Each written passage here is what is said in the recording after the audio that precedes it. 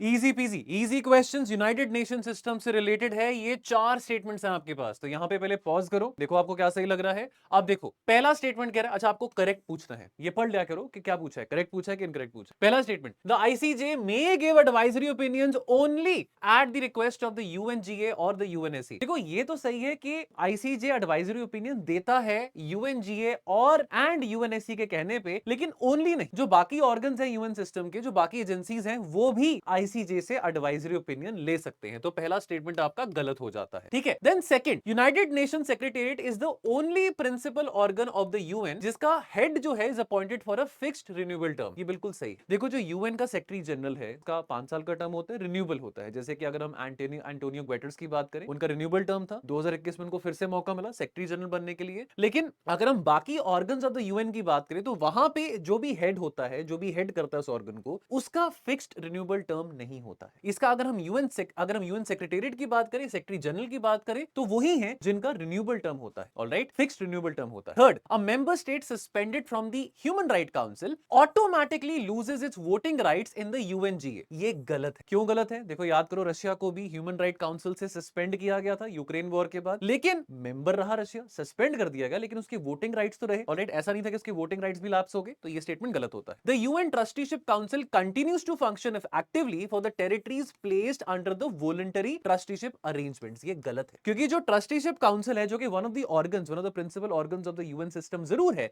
लेकिन 1994 के बाद इसका जो रोल है, ये ऑन पेपर एग्जिस्ट करता है ये ऑर्गन, लेकिन इसका ऑपरेशनल रोल नहीं है, इसका कोई ऑपरेशनल एक्टिविटी भी नहीं है। बिकॉज ये जो ऑर्गेनाइजेशन था, ये जो यूएन ट्रस्टीशिप काउंसिल था, इसका क्या काम था? जो लास्ट डीकोलोनाइज्ड टेरिटरीज हैं उनको एडमिनिस्टर करना, गवर्न करना, जब तक वो खुद अपने आप में सेल्फ सफिशिएंट नहीं हो जाते हैं। सो जो लास्ट ऐसी कंट्रोल टेरिटरी थी वो थी पलाव, एंड देयरफॉर नाउ इस यूएन ट्रस्टीशिप काउंसिल का 1994 के बाद कोई ऑपरेशनल रोल नहीं है, but as a part of the UN system ये एग्जिस्ट करता है। तो यहां पे आंसर आपका हुआ ऑप्शन बी। तो बहुत कम समय रह चुका है प्रीलिम्स के लिए, और इस वक्त बहुत जरूरी है कि आपकी रिवीजन बहुत बेहतरीन हो, एंड देयरफॉर अगर हम आपकी हेल्प कर सकते हैं तो we would love to do that. Join करें स्लीपी क्लासेस के डिफरेंट प्रीलिम्स प्रोग्राम्स को इस वक्त, अगर आप फटाफट लास्ट मिनट में अपना रिवीजन मैक्सिमाइज करना चाहते हैं। Stay tuned with sleepy classes.